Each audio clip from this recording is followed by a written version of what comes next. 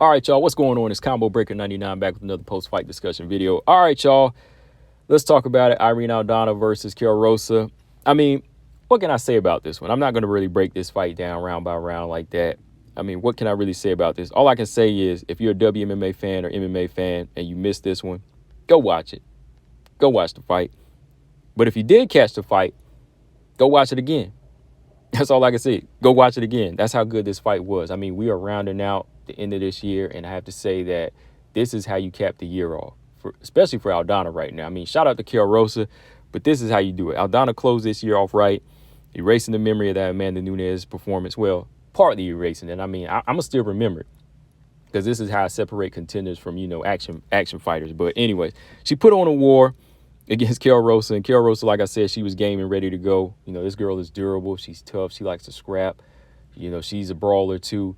So putting these two together, it was just like magic. It was like magic for the end of the year. We got an early Christmas present. And, I got to say respect to both of these fighters. I mean, this is what you have to do to separate yourself from the rest of the crop of bantamweights right now.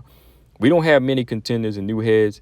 You got to put something together to make the fans want to see you right now at 135. And Aldana and Rosa, they fought like there was only one ticket left in the bantamweight division. I mean, like there was only one spot left. It was like Dana White said, "Hey, I'm giving the next person the pink slip if they don't perform in here. Look, in this particular fight, if y'all don't show up and show out, that's it."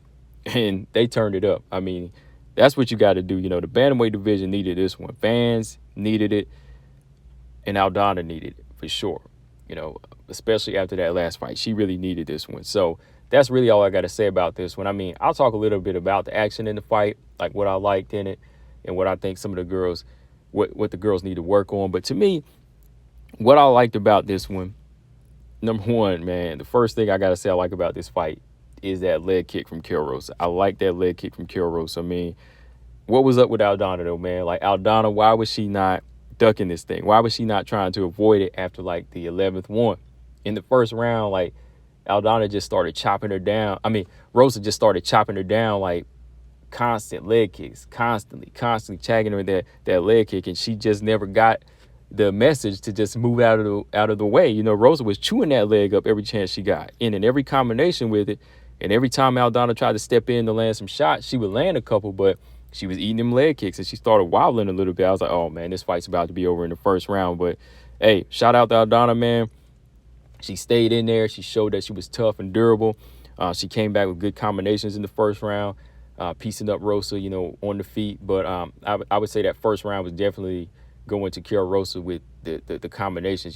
She landed a couple head kicks off of that leg kick, but still it wasn't enough to discourage Aldana. I mean, Aldana carried her momentum into the second round and really started to throw a lot of shots and just started outboxing Rosa. Rosa, she kind of slowed down there and stopped throwing the leg kick as much.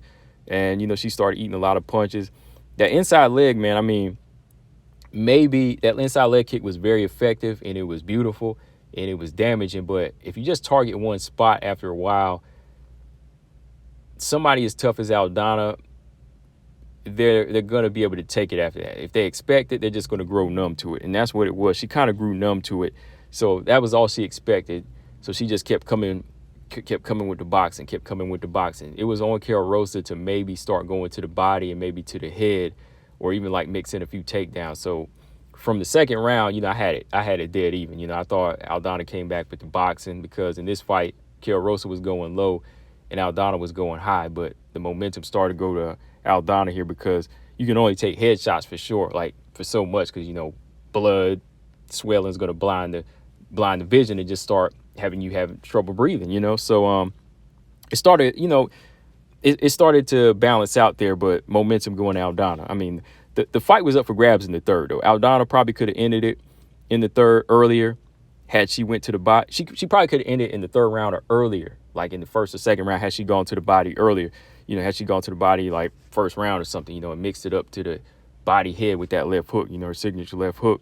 But she saved it for this third round, man. Like, she just kept saving. I was like, when you go to the body, man, when you go to the body, then finally she lands this hard left hook to the stomach, and Karol Rosa goes stumbling back. Like, she was taking all these headshots, but when she hit her in the stomach with that left hook, it sent her stumbling back. So I was like, oh man, all she got to do is follow up and land a perfect one to either body again or head, but she just couldn't. I mean, Karol Rosa was just on one that night, and there's just those nights like that, kind of like Diego Corrales and Jose Luis Castillo in boxing, that was like over 15 years ago. Whenever they were going back and forth, they were just like on one, man. They were just, every shot they would land, hey, Diego would come back with his own.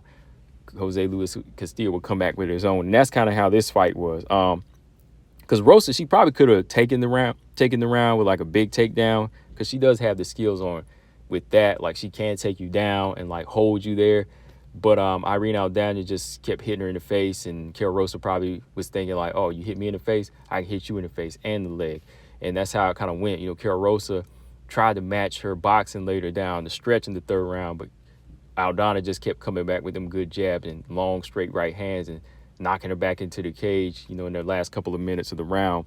And, hey, that's what it just came down to, man. I mean, they didn't think of grappling. They didn't think of clinching here. It was just something in the air Saturday where they both wanted to see who had the better stand-up, who had the better chin, or who can draw the most blood. And I gave it to Aldana, man. I gave it to Aldana when it came down to it. If Karol Rosa had stuck to the leg kick in the third round and did more damage, I probably would have gave it to Karol Rosa, but I had to give it to Aldana because I think she mixed it up more down the stretch. 2-1, I think she edged it with more damage and pressure.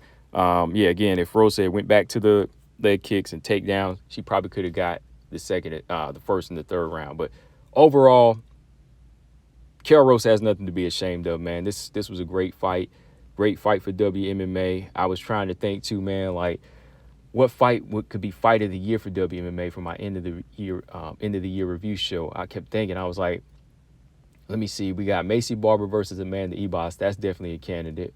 Or Grasso versus Valentina 1 or 2. Those are candidates. But I think, man, we can lock this in early and go ahead and say that Aldana versus Karol Rosa is up there with like Wei Lee versus Joanna. Definitely, man. Definitely needed a fight like this. But what's next for the ladies? I mean, Irene Aldana, you know, this just shows us that, you know, she's still got a lot of fight in her. She's got a lot of dog. Doesn't necessarily tell me who's the next contender is in this fight. But there's a lot of good matchups out there for Aldana, you know, to keep her in there just looking good and keep her checks rolling in and just keep her alive, you know. And that's why I said sometimes you got to separate yourself. If you're not a contender, you got to put on these type of performances. You know, you got to do that work. Same with Karol Rosa. Like Karol Rosa, I don't see her being a threat to anybody in the top 3 or top 5 right now, but she needs these type of wars to keep her going right now. But until then, I mean, they need to sharpen it up if they want to get to that next level. That's on them. But from here, Aldana versus Miesha Tate versus Pannie Kianzan. Anybody that's going to bring that dog out of both of the fighters, and we know blood is coming, I think a lot of fans will be happy with that. Same with Karol Rosa. Melissa Dixon's out there for her. Pannie Kianzan's out there for her as well. Any of those fights. And I know maybe like Irene Aldana versus Ketlen Vieira, you know, see if she wants to get back into the contender status. Maybe see if she can repeat history and knock out Ketlen Vieira again. I don't know. But that's all I got on this one, guys. Great fight. Check it out.